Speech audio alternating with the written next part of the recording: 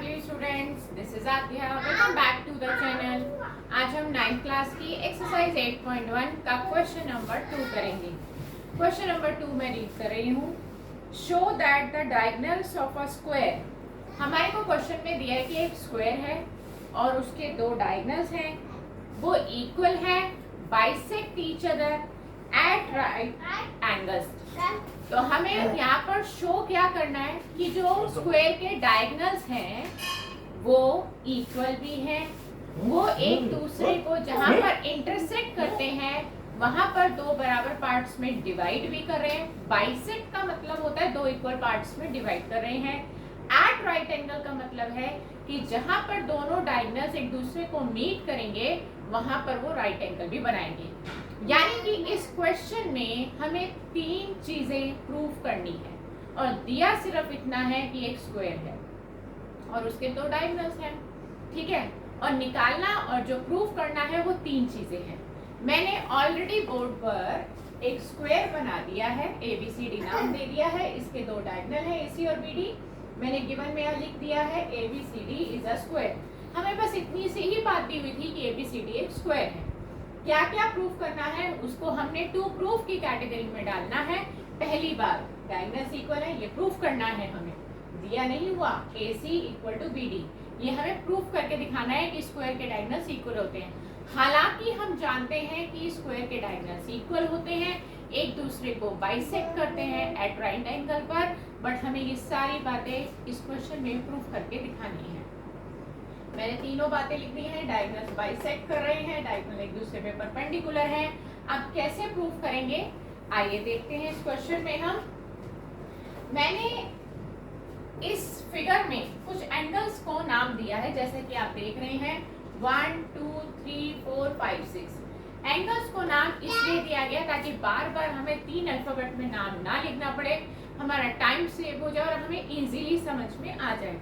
तो हम इनको एंगल्स को नाम दे सकते हैं जैसे कि मैंने दिया. नाम देने के लिए पहले फिगर में दिखाना जरूरी है. अब हमने क्या करना है, हमने सबसे पहले दो ट्राइंगल लेने हैं. हमने पहले लेना है ACD ट्राइंगल और दूसरा हमने लेना है BDC ट्राइंगल. इनको हमने कॉन्ग्रेंट करना है. इन ट्राइंगल ACD, ये दिखाई दे रहा है आपको ACD ट्राइंगल, और दूसरा हमने लेना है BDC ट्राइंगल. इनको हम कॉन्ग्रेंट करेंगे. कॉन्ग्रेंट करने के लिए तीन एग्जैक्टली इक्वल पेयर्स चाहिए होते हैं. ठीक है, तो वो तीन पेयर्स हम क्या लेंगे, ध्यान से देखिए कि हमारे पास क्या क्या यहाँ पर तीन बातें मिलेंगी. देखिए AD साइड और BC, स्क्वायर की चारों साइड्स इक्वल होती हैं, तो हम यहाँ पर लिख रहे हैं AD इक्वल टू BC और ब्रैकेट में रीजन देंगे साइड्स ऑफ स्क्वायर. स्क्वायर की सारी साइड्स इक्वल होती हैं, राइट. हमने एक पार्ट ले लिया. फिर आप देखिए इस ट्राइंगल में CD आ रहा है और दूसरे ट्राइंगल में DC आ रहा है. ठीक है, तो वो भी हम ले सकते हैं. देखिए CD और DC ये कॉमन है, दिखाई दे रहे हैं आपको कि हमने क्या लेना है. यहाँ से CD, कई बच्चे DC लिख देते हैं पर हमें कॉरेस्पॉन्डिंग पार्ट्स लेने होते हैं ऑर्डर में. कॉन्ग्रेंसी के जब पार्ट्स हम लेते हैं तो वो हम ऑर्डर में लेते हैं. तो हम क्या लेंगे यहाँ पर, ठीक है, हम यहाँ पर लेंगे इसका CD और इसका लेंगे DC. ये आपके आ गए कॉमन. देखिए जब हम ये वाला ट्राइंगल लेते हैं तो भी ये वाली साइड आती है, जब हम ये वाला ट्राइंगल लेते हैं तो भी यही साइड हमारी आती है. ये हमने ले लिया कॉमन. अब आपको एक पार्ट और पता है कि स्क्वायर के सभी एंगल्स 90 डिग्री के होते हैं. ये बात भी आप जानते हैं. तो हम यहाँ पर वही वाली प्रॉपर्टी यूज कर रहे हैं. जब आप इस ट्राइंगल के अंदर होते हैं तो आप एंगल ADC, ये पूरा जहाँ मेरा मार्कर चल रहा है आप देखिए इस पूरे मार्कर, ये पूरा 90 डिग्री है, तो इसको लिखेंगे एंगल ADC. ठीक, और जब आप इस वाले ट्राइंगल में आएंगे तो ये पूरा एंगल 90 का होगा, इसको कहेंगे BCD, राइट. और ये ईच 90 डिग्री का रीजन आएगा क्योंकि ये दोनों इसलिए इक्वल है क्योंकि दोनों 90 के हैं. तो ये ट्राइंगल हमारे कॉन्ग्रेंट हो गए. Triangle ACD congruent to triangle VDC। कौन से रीजन से, कौन सी कॉन्ग्रेंसी से, साइड एंगल साइड पे, ये साइड ली थी, ये एंगल लिया और ये साइड ली, तो यहाँ पे लिखेंगे by SAS congruency rule, right. हमने ये ट्राइंगल कॉन्ग्रेंट कर दिए। अब जब हमने ये ट्राइंगल कॉन्ग्रेंट किए तो हमारा क्या मकसद था इनको कॉन्ग्रेंट करने का। मैंने यहाँ पर एंगल 1 और 2 लिए हैं जो कि इस दोनों ट्राइंगल के कॉरेस्पॉन्डिंग पार्ट हैं। देखिए ACD जब आप लेते हैं तो A पहले नंबर पे आता है जो कि 1 लिया मैंने, और BDC में हमने यहाँ पर 4 लिया है। दिखाई दे रहा है आपको, ये आपके 1 और 4 एंगल है जो कि मैं यहाँ पर लूंगी कॉरेस्पॉन्डिंग में। 1 is equal to 4 by CPCD, ठीक है। इतनी बात समझ में आ गई आपको कि हमने 1 और 4 इक्वल लिया है। अब आपको क्या करना है, अभी हम यहाँ पर इसको थोड़ा सा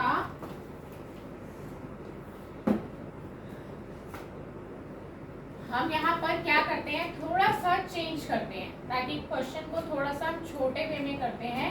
हम अभी इस पार्ट को CPCD रीजन तो देंगे पर हम पार्ट थोड़ा चेंज कर रहे हैं। हम यहाँ पे ले रहे हैं AC और BD क्योंकि वो हमें बाद में इसकी जरूरत है, AC और BD। अब ये रीजन आपको इसको नंबर 1 दे दीजिए और ये बाद में आपको पता चलेगा कि हमने AC और BD लेकर एक पार्ट तो हमने सॉल्व कर लिया। देखिए हमें पहले पार्ट में यही प्रूव करना था कि डायगोनल्स इक्वल करिए, तो वो मैंने AC और BD डायगोनल्स इक्वल दिखा दी। देखिए AC इसका कॉरेस्पॉन्डिंग पार्ट है और BD इसका कॉरेस्पॉन्डिंग पार्ट है।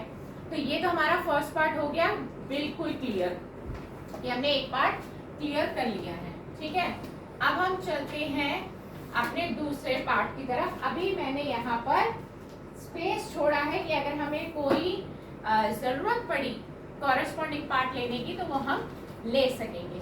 अब हम कर रहे हैं, ये जो दो डायगोनल्स हमने यहाँ पर इंटरसेक्ट किए थे, यहाँ पर मैंने O लिखना भूल गई थी क्योंकि मैंने यहाँ पे A और CO दिया तो O यहाँ पे मार्क नहीं किया हुआ। अब हमें करने हैं ये दोनों पार्ट्स इक्वल, A और CO के इक्वल दिखाना है, B और DO के इक्वल दिखाना है। तो हम कैसे दिखाएंगे, देखिए हम क्या करेंगे, हम इन दो ट्राइंगल्स को फिर से कॉन्ग्रेंट करेंगे, AOD और COB, इनको कॉन्ग्रेंट करेंगे। कॉन्ग्रेंट कर कर फिर हम CPCD में ये दोनों पार्ट्स दिखाएंगे, ठीक है।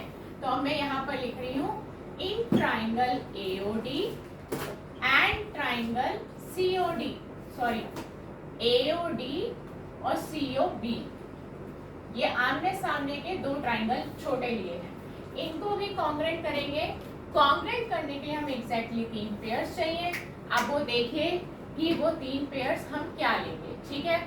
आप सबसे पहले चेक करिए कि आपको ये बात पता होगी कि स्क्वायर जो होता है, square is also a parallelogram. Square को हम पैरेललोग्राम भी मानते हैं और पैरेललोग्राम की सभी प्रॉपर्टी स्क्वायर में डायरेक्टली आप लगा सकते हो।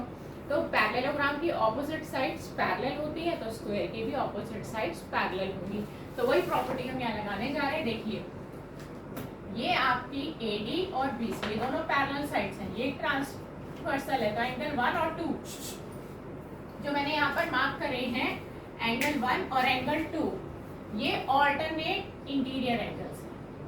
आप इनको लिखेंगे ऑल्टरनेट इंटीरियर एंगल्स। एक पार्ट हो गया। फिर आ जाइए 3 और 4, ये भी ऑल्टरनेट इंटीरियर एंगल्स है। जैसे ऊपर वाले लिए 2 पार्ट्स हो गए। और तीसरा AD और BC, ट्राइंगल की वही स्क्वायर की सभी साइड्स इक्वल होती हैं तो यहाँ लिखते हैं साइड्स ऑफ अ स्क्वायर। तो 3 पार्ट्स हो गए और ये ट्राइंगल भी हमारे कॉन्ग्रेंट हो गए। कौन सी कॉन्ग्रेंसी से कॉन्ग्रेंट हुए, बाय एंगल साइड एंगल। देखिए एंगल साइड एंगल हमने ऐसे लिए ASA कॉन्ग्रेंसी रूल।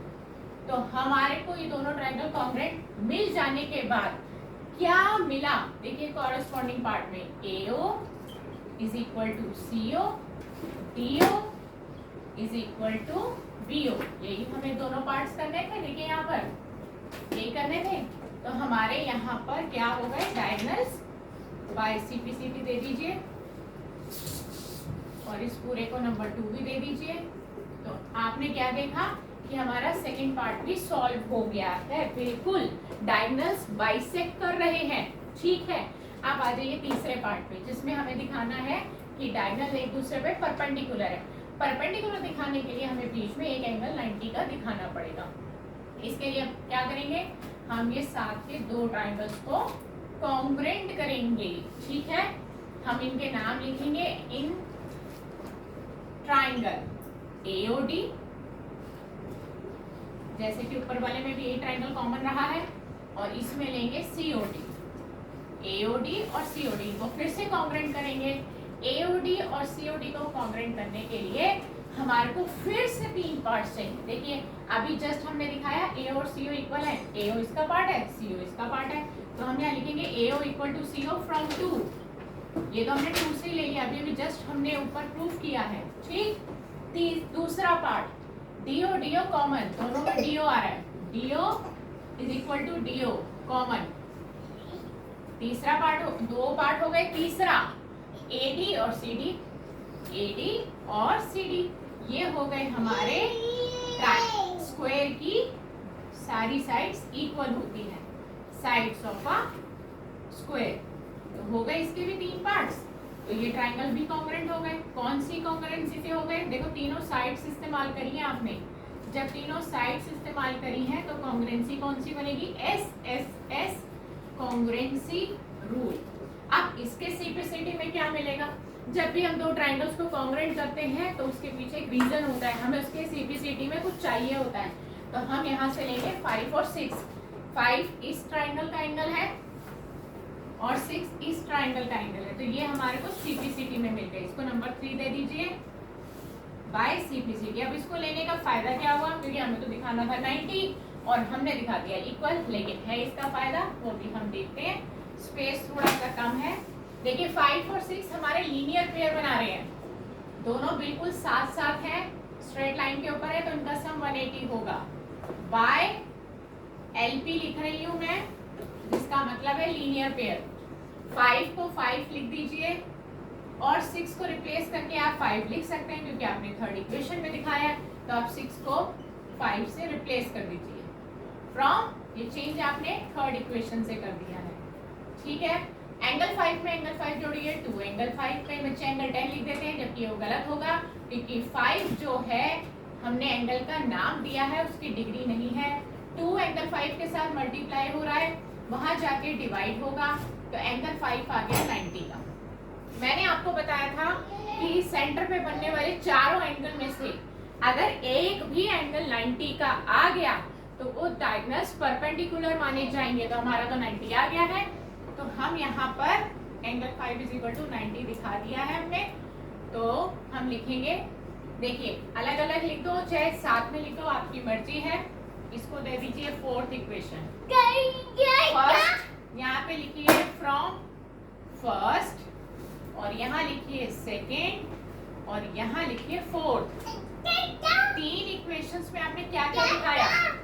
आपने दिखाया diagonals are equal, diagonals equal है, बाइसेक्ट ईच अदर, एक दूसरे को बराबर पार्ट्स में डिवाइड भी कर रहे हैं, and perpendicular to each other, और एक दूसरे पे परपेंडिकुलर भी है।